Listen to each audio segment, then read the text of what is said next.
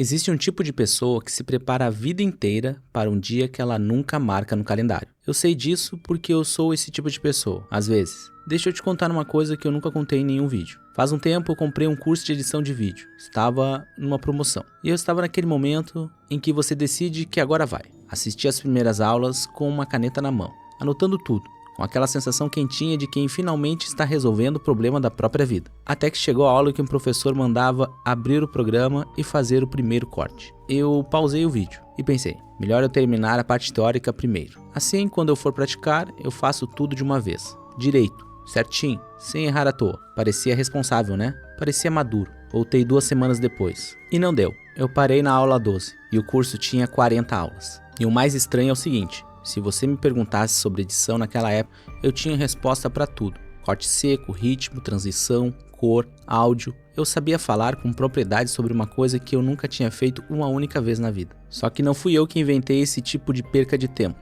Um romano chamado Sêneca abriu a primeira carta que escreveu para o amigo dele com um recado seco. Enquanto adiamos, a vida vai passando. Ele escreveu isso há quase 2000 anos atrás, sem curso online, sem celular, sem notificação nenhuma para distrair. E já estava vendo gente fazer o mesmo que eu fiz com a aula 12. Agora me diz uma coisa, quantas aulas 12 existem na tua vida? O projeto que estava salvo numa pasta com o nome de rascunho, o texto pronto que você nunca enviou, o perfil que você criou e nunca postou, o negócio que você já pesquisou tanto que poderia dar consultoria para todo mundo, menos para você. Você sabe que não é preguiça. Preguiçoso não faz anotação. Preguiçoso não lê 3 livros ou escuta sobre o assunto. Preguiçoso não passa o domingo à noite pesquisando. Você faz tudo isso, você trabalha muito, só que sempre na parte que vem antes, na preparação, no quase. Porque dentro da tua cabeça existe uma frase que parece prudência, mas funciona como cadeado. Eu ainda não estou pronto. Existe um nome para isso que está acontecendo com você. É um efeito que a psicologia descreveu há quase 30 anos e que a internet inteira conhece pela metade. Você provavelmente já riu dele em algum meme, sem perceber que a outra metade do estudo estava falando de você. O estudo que explica o teu travamento. Em 1999, 2 psicólogos da Universidade de Cornell, nos Estados Unidos, resolveram investigar uma pergunta que parece simples. Será que as pessoas sabem avaliar o quanto elas sabem?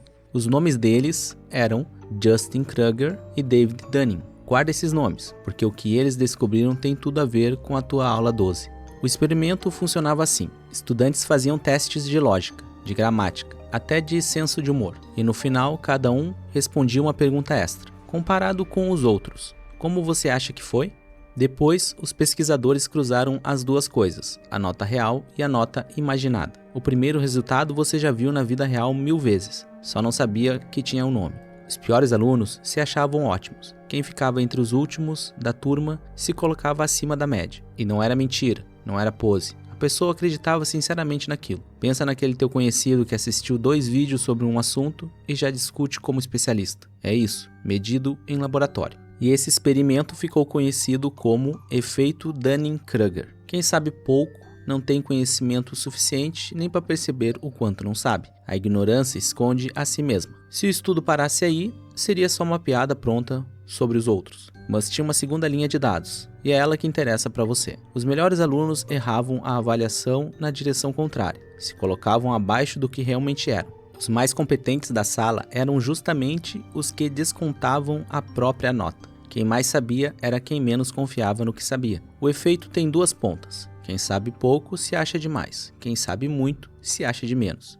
Isso não só fica no laboratório. Olha como aparece na vida real. Teve uma reunião faz um tempo em que a pessoa que menos entendia do assunto falou por uns 15 minutos sem respirar, sem uma dúvida, sem um eu acho, sem um posso estar errado, uma segurança de dar inveja. E eu, que tinha passado a semana inteira estudando aquele problema, fiquei quieto. Sabe por quê? Porque cada frase que eu pensava em dizer chegava na minha boca acompanhada de 3 ressalvas. Depende do caso, tem uma exceção, precisaria confirmar. Eu sabia demais para conseguir simplificar, e falar parecendo inseguro me parecia pior do que não falar. No fim da reunião, adivinha de quem foi a ideia aprovada? E a parte mais cruel nem foi essa, foi que eu pensei saindo da sala, o problema sou eu, e eu deveria ter me preparado mais. Eu tinha acabado de perder para alguém que se preparou menos, e a minha conclusão foi que me faltava preparo. Éramos os dois lados do estudo, sentados na mesma mesa. Ele sem saber o suficiente para duvidar e eu sabendo o suficiente para duvidar de tudo, inclusive de mim.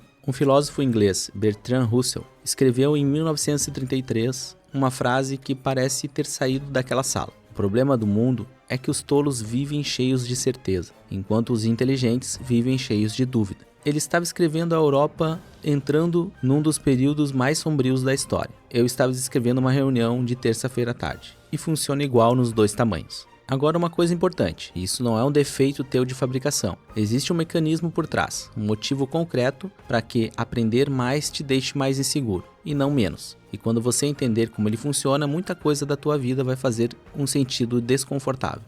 Quanto mais eu aprendia, pior eu ficava. Então vamos ao mecanismo. Por que saber mais te deixa menos confiante? Se deveria ser o contrário. A resposta dos pesquisadores cabe numa frase, e ela é meio vertiginosa. A habilidade que você usa para fazer uma coisa bem é a mesma habilidade que você usa para avaliar se ela ficou boa. Pensa comigo, para perceber que um texto está mal escrito, você precisa saber o que é um texto bem escrito. Para ouvir que uma nota saiu desafinada, você precisa ter um ouvido bem trabalhado. Fazer e julgar usam o mesmo músculo. Agora vem a consequência disso, e ela explica os dois lados daquela reunião. Quem está começando em alguma coisa não tem esse músculo bem trabalhado. Então ele olha para o próprio trabalho e não vê defeito nenhum. Não porque o trabalho está bom, mas porque ele ainda não desenvolveu o olho que enxerga o defeito. A ignorância dele é invisível para ele mesmo. Ele não está mentindo quando diz que está ótimo. Ele realmente não consegue ver. E você tem um problema inverso. Cada coisa nova que você aprende não te dá só uma resposta. Te revela 10 perguntas que você nem sabia que existiam. O teu mapa do assunto cresce. E junto com ele cresce a parte do mapa marcada como território que eu ainda não domino. Quanto mais você estuda, maior fica a área que falta. O iniciante olha para o campo e vê um quintal. Você olha para o mesmo campo e vê um continente. E qual dos dois você acha que se sente pronto para atravessar? Eu descobri isso na pele e foi meio humilhante. Eu tinha umas fotos antigas de viagem que eu achava lindas. Postava sem pensar duas vezes. Ficava feliz com os comentários. Um dia eu resolvi estudar fotografia de verdade. Composição, luz, regra dos terços, essas coisas. Mergulhei. Uns meses depois, voltei nas fotos antigas. Não consegui olhar. Horizonte torto, sombra estourada, gente cortada no lugar errado. Tudo que eu tinha aprendido a ver está lá, errado, me encarando. A mesma coisa aqui no YouTube. Eu olho umas thumbnails minhas antigas e... poderia estar melhor. Mas o detalhe absurdo é outro. As fotos que eu estava tirando naquele momento eram muito melhores que as antigas. Tecnicamente, não tinha comparação. E mesmo assim, eu tinha parado de postar. Entendeu o que aconteceu? Eu melhorei e me senti pior. Meu olho tinha evoluído mais rápido que a minha mão. E agora, eu media cada foto minha com uma régua, que antes nem existia. Ninguém me avisou que aprender vinha com esse preço. Isso, aliás, é mais velho do que parece. Na Grécia Antiga, há mais ou menos 2.400 anos atrás, conta a história que o oráculo de Delfos respondeu que não havia homem mais sábio em Atenas que Sócrates. E Sócrates achou aquilo um absurdo. Ele, que vivia dizendo que não sabia nada, então ele saiu pela cidade conversando com todo mundo que tinha fama de sabido, políticos, poetas, especialistas, e descobriu uma coisa curiosa: todos tinham certeza absoluta de coisas que não entendiam. Ele era o único que enxergava a própria ignorância e concluiu que a sabedoria dele era essa. O homem mais sábio da cidade era o que mais duvidava. Os mais confiantes eram os que menos tinham motivo para confiança. O que dois psicólogos mediram em 1999, Atenas já tinha visto na praça. Então guarda isso. Aquele desconforto que você sente com o teu próprio trabalho, aquela sensação de que falta muito, isso não é sinal de despreparo. É a fatura de ter desenvolvido o olho. Você não piorou, você passou a enxergar. O problema é que o mundo lá fora não sabe disso. O mundo não mede o teu olho, ele mede outra coisa. E é aí que a história fica injusta de verdade. O mundo que não paga pelo que você sabe. Aqui vai uma verdade que ninguém gosta de dizer em voz alta. O mundo não tem como medir o que está dentro da tua cabeça. A vaga, o cliente, o público, o algoritmo, nenhum deles enxerga o teu preparo. Eles enxergam o que aparece. E o que aparece, na maioria das vezes, não é competência, é confiança. A postura, o tom de voz, a ausência de hesitação. O mundo lê segurança como sinal de capacidade, mesmo quando uma coisa não tem nada a ver com a outra. E se você juntar isso com o que vimos até aqui, o resultado é um sistema perverso. Quem sabe menos, hesita menos. Quem hesita menos, aparece mais. Quem aparece mais, colhe mais. Ou seja, o efeito que estudamos não fica só na tua cabeça. Ele sai dela e organiza a fila do mundo real. E organiza na ordem errada. Tem uma versão dessa história que me incomodou de verdade. Eu conheço uma pessoa que estudou um assunto por umas 2 semanas e montou um curso sobre ele. Colocou à venda. 2 semanas. Eu estudo esse mesmo assunto há anos. Sei apontar os erros do material dela de olho fechado. E olha, tem erro. E vendeu. Meu primeiro pensamento foi o mais fácil do mundo. Que absurdo. Ela não sabe nem metade do que precisava saber para ensinar isso. E eu fiquei um bom tempo morando nesse pensamento, porque ele é confortável. Ele me colocava por cima. Só que uma noite veio uma pergunta que eu estava evitando. Tá, o que eu fiz com o que eu sei? Porque a real é essa. Enquanto eu esperava saber o bastante para um dia falar sobre o assunto, a pessoa já estava falando, errando em público, provavelmente, corrigindo no caminho, aprendendo com o retorno de gente de verdade, um retorno que eu nunca recebi, porque eu nunca dei ao mundo a chance de me responder. O conhecimento dela era menor que o meu, mas o meu estava trancado numa gaveta. E o conhecimento em gaveta e conhecimento nenhum, visto de fora, são a mesma coisa. Isso não é uma exclusividade da nossa época, da internet, de curso online. Lá na China antiga, em 500 anos antes de Cristo, Confúcio ensinava que o conhecimento de verdade era isto: saber o que você sabe e saber o que você não sabe, as duas metades juntas. Olha que curioso, é a mesma régua do estudo da Universidade de Cornell, 2.500 anos antes de existir esta universidade. E na mesma China, na mesma época, Lao Tse resumiu o outro lado com uma frase que parece legenda da minha história: quem sabe, não fala. Quem fala, não sabe. 3 lugares do mundo, 3 épocas. Praça de Atenas, a China antiga, um laboratório americano, todos mapeando o mesmo defeito humano, e nenhum deles conseguiu consertar. Mas antes de você se revoltar contra o mundo, tem uma coisa aqui. Eu passei essa história inteira no papel da vítima, o estudioso injustiçado, cercado de confiantes que sabem menos. Será? Porque tem uma pergunta que eu ainda não tive peito de fazer, e ela vira tudo isso de cabeça para baixo. Em que assunto o confiante sou eu?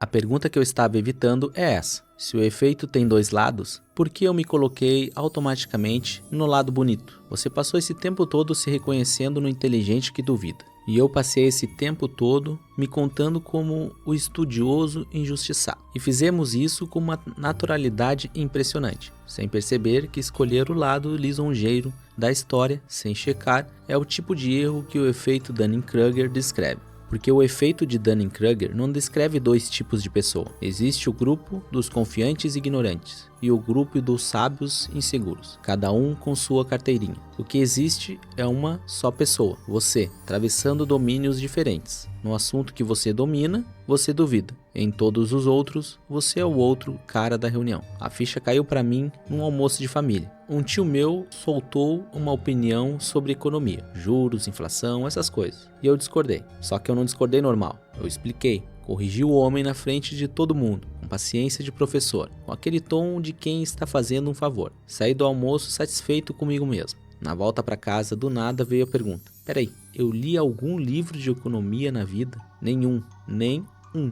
O que eu tinha lido eram manchetes, uns comentários, uns vídeos de 10 minutos no intervalo do trabalho, exatamente. E eu digo exatamente, as mesmas fontes de onde meu tio tirava as opiniões dele. A única diferença entre nós dois era que eu me considerava a pessoa informada da mesa. Naquele assunto, o cara dos 15 minutos sem respirar era eu. E o pior, eu estava me sentindo ótimo. Aquela segurança boa sem ressalva nenhuma na cabeça. Agora eu sei ler esse sinal. A certeza confortável demais é o gosto que a ignorância tem por dentro. E a psicologia ainda guarda uma ironia final para fechar esse quadro. Em 1978, 2 pesquisadoras americanas, Pauline Clancy e Suzanne Imes, estudaram um grupo de mulheres de alto desempenho, professoras, doutoras, profissionais premiadas, e encontraram um padrão que batizaram de fenômeno do impostor. Mulheres com currículos impressionantes que viviam com a sensação de estar enganando todo mundo, prestes a serem descobertas. A mesma pessoa pode se sentir impostora no assunto que domina há 10 anos, e palestrante no assunto que conhece há 10 minutos. A dúvida mora onde ela menos precisava morar, a certeza também. O teu problema não é o que você imaginava quando clicou aqui. Não é você se achar despreparado demais. É você estar se sentindo preparado exatamente nos lugares onde não está. E travado exatamente no lugar onde já podia ter começado. Fica com essa por um segundo, porque agora só falta uma coisa. O que fazer com tudo isso? E a resposta veio de um francês que publicou um livro inteiro sobre não saber das coisas e mudou a literatura para sempre. Montaigne escrevia sem saber escrever.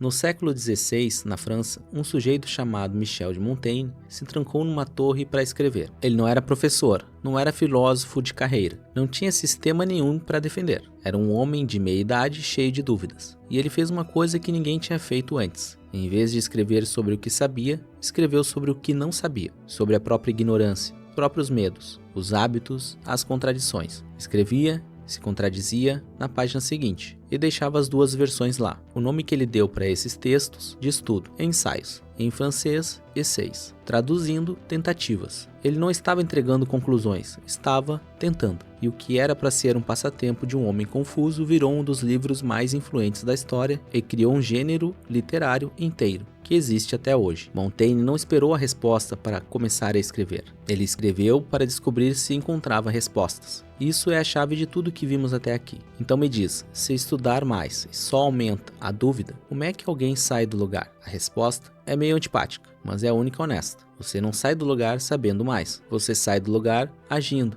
tentando, arriscando. Estudar é uma conversa com você mesmo. Você lê, você aprende, você imagina como seria. E imaginação não te dá nota. Ela só te mostra possibilidades de errar. Já o mundo real responde. Ele diz, isso funcionou, isso ninguém entendeu. Aqui você acertou sem saber porquê. E essa resposta, e só ela, que ajusta a régua torta que você carrega. Aristóteles já tinha dito isso de um jeito bem mais elegante do que eu, há mais de 2.300 anos. Ninguém se torna construtor estudando construção, se torna construindo. Ninguém aprende a tocar um instrumento lendo sobre ele. Você se torna aquilo praticando, não se preparando para praticar. Então o tempo passou e eu voltei naquele curso de edição. Não terminei, pulei direto para a parte prática. E fiz um vídeo horrível, corte no lugar errado, som estourado, uma transição que eu tenho vergonha de lembrar, ficou ruim de um jeito que nenhuma das minhas anotações tinha previsto. E eu aprendi mais naquela tarde do que nas 12 aulas anteriores. Não porque as aulas fossem ruins, elas eram ótimas, mas errar responder uma pergunta que estudar nunca ia responder. Onde eu estou? As 12 aulas me mostraram o continente inteiro. Tarde de erro me mostrou onde eu estava pisando dentro dele. Então pensa na tua aula 12, no projeto na pasta de rascunho, no texto que você não enviou, naquilo que você já pesquisou tanto que poderia dar consultoria para todo mundo, menos para você. Você não está atrasado, você está esperando uma sensação que nunca vai chegar, porque quanto mais você se prepara para senti-la, mais longe ela fica. É uma corrida contra o próprio olho, e o teu olho corre mais rápido. A pessoa que estudou 2 semanas e lançou um curso não sabia mais que você. Ela só descobriu antes que existia uma diferença entre estar pronto e estar disposto. E ninguém nunca esteve pronto. Nem Montaigne, que escreveu tentando. Nem Sócrates, que só sabia que não sabia. A diferença deles, para você, é que eles começaram, antes de ter certeza.